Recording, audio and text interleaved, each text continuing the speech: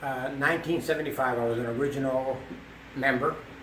My seniority number was 37. Wow. I guess now it's well over 2,000. And we played at triple rinks. I had some good memories. My kids loved going there because they loved the confectionery in the middle, and they were getting all kinds of food. And it was a great place to play. We had to go downstairs. They had really shitty washrooms, so I would never take a shower there. But we didn't have any spare goalies in those days, so I would get a call to play a double game, and I would always win the first one but lose the second one for my team. And a couple times I had to play 3 games.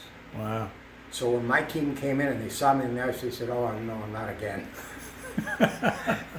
So that was the triple rinks. We played there 2 years. Then we came to Burlington. We used to play at Skyway. I love Skyway because after the game we all went over to the hotel. Anyways, we always had a room put away for the Oldtimers, and all the guys would go back there for a beer. I think beer was 25 cents a glass then. Oh. Yeah, I remember when I paid 10 cents. And we had some good times at Skyway. And we played at Skyway and Mountainside. And I had some good memories at Mountainside. Ralph DeBlaw did not like me playing at Mountainside. I had a bad habit. After I dressed up, I would go in the other dressing room and would open the door and I'd look around and I'd say, "I don't see any good players here tonight. I don't think you guys are going to get any goals on me." And he would say, "Porky, you got to stop doing that. You're riling them up." But I did that for a whole year with Ralph's team.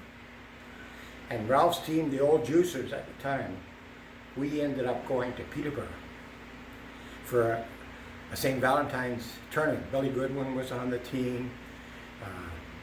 We had some good players there. And I remember Jerry Large saying, "Porky, you guys are going to get killed. You can't take a house team up to Peterborough in a tournament." But they're the best goalie. I happened to have a good game.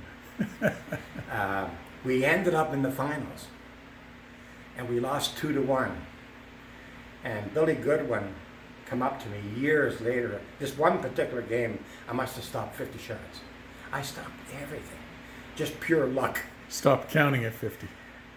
And Billy Goodwin come up to me years afterwards, and he says, "Porky, I didn't want to tell you this the night we in Peterborough, but I met some guys in the lobby, and they come up to me and said, 'Oh my God, you're goalie. You play fantastic. Is he an NHL goalie or what?'" I believe it. Billy says, "I didn't want to tell you that, Porky, because your head would have swollen up." But we had a great time up there, and we ended up, like I said, in the finals.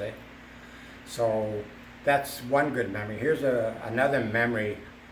A lot of guys might remember this one. Stu Cockshot and I used to play hockey together, and he owned horses. So he had this here horse running at Flamborough Downs. And I bet money on it. I bet $20 to win on it and a couple of jackets there. So I'm on the ice playing, and who comes in but Stu?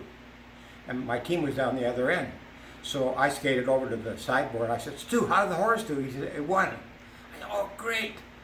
I started to skate back. I said, "Oh, who come in second?" And just then I look up and there's a 3-man breakaway coming, and the net is empty. So I skated back, and I didn't get there in time, and we lost the game 2-1. But after that, every time the guys come in, they yell, "Porky, come here. I got something to tell you. I got a horse for you." So that went on for quite a while. They always wanted me to come out to the side and talk to them. So what happens when a guy does score a goal on you? Oh, well, Peter Austin, he's a great guy. And every time we were in a hockey tournament, he would make up these "I pucked Porky" badges. By the way, the wives really love that. "I pucked Porky," you know.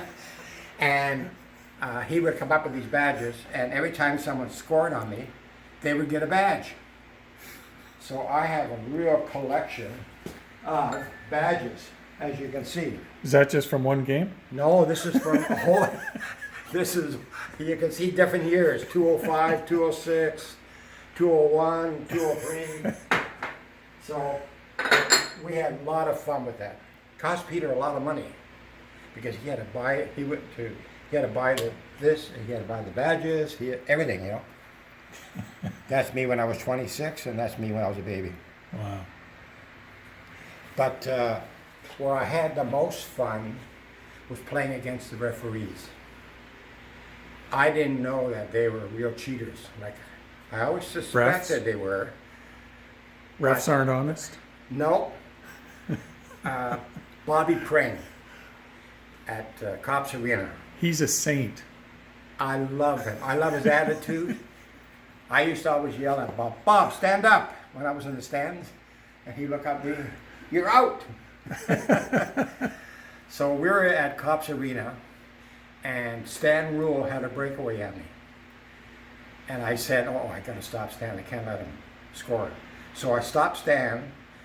He fell in the crease atop me, and Bob Pring came behind him and put the goal, The garbage the goal. puck in, the garbage one, in the net. And Jim Boyd was there, and he says, "No goal." And Bob says, "What do you mean no goal?" He says, "There's a man in the crease, and he interfered with Porky. No goal." And that would have been his first goal ever.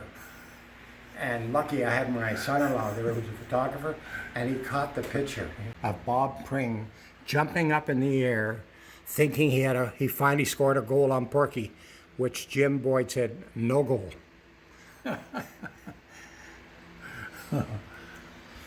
Bobby jumping in the air when he scored on me? Yeah, he looked like Bobby Orr. Yeah. So I made a big one of him, and I sent it to him. He says he's got it in his rec room. No goal on Porky, you know. But we've had some great times with the referee, except at the Maple Leaf Gardens. They really stacked their team. I remember the score must have been 22-1.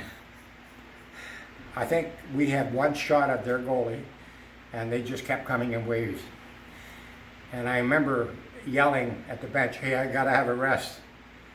And I think it was, who was it?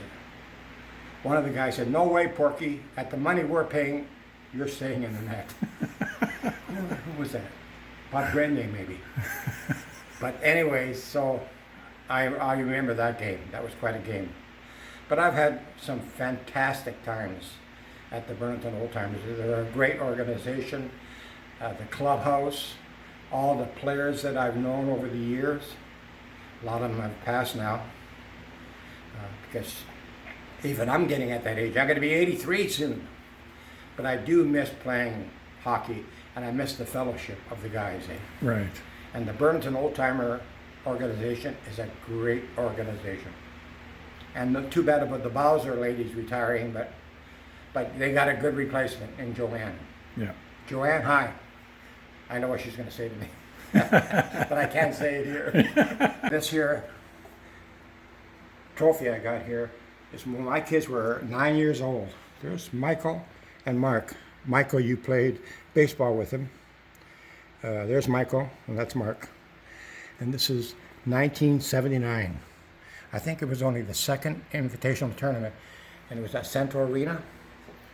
And I lost in the shootout. The 10th guy scored on me. The score was 2-2. We lost 3-2. But we had a great time. So, Ken, this is you with a friend of yours? Daryl Sittler. I taught him everything he knows. In fact, the 7 goals he got that night. 10 points. No, he was a nice guy. A very nice guy. And we had a good time. I spent an hour with him having dinner, and then he had to go make a presentation with John Sleeman. And my advice is go out there and have a great, great time and enjoy yourself. And if you want any real good advice, get a hold of Scott Cameron. He'll definitely tell you what to do next, because I gave him advice years ago. That's right. And he took it. He taught me everything he knows. And there's a couple other goalies that are playing that I sort of helped along. Richard Quimenacker. He never ever played goal. He asked me to borrow my equipment one time. I give it to him. He had a shutout, but our guys played real well. Yeah, and he's a good great. goalie. Yeah, he's great. Dean Cormack did the same thing. Yeah. Speak about Dean Cormack. He used to work for Glen Abbey, and he always told me, "Porky, for every shutout you get, I'm going to give you a dozen golf balls." So he was away and I got 2 shutouts in a row. So I called him out. I said, Dean, you better bring some golf balls. I just got 2 shutouts in a row, eh? So he brought the 24 golf balls and he said, you're not going to get any more. I said, why? I'm telling you right now, you're not going to get any more golf balls. So in this game, we were playing Don Kay, and we were leading 5-0. And Don was really upset. And all of a sudden, the last shift, the guys came out, and they all turned around and came at me. Paul Sinker, Dean Cormack, and a couple other guys. I said, oh no, they want to spoil my shutout, so I wouldn't have to, he wouldn't have to give me. And I'm saying, no, don't you dare pass that puck. And he passed Jim McKay. He was my defenseman. He passed the puck to Paul Sinker. I stopped him twice, and then Dean Cormack finally put it in the net. He's Porky, no golf balls. So that's a great way to end a career. I had a lot of fun over the years, and you guys are going to enjoy all the great things Burlington Oldtimers have to offer you guys. So I want to wish you lots of luck, and I hope you have as much fun as I did in 25 years. Thanks, Porky. Porky the Civ signing off.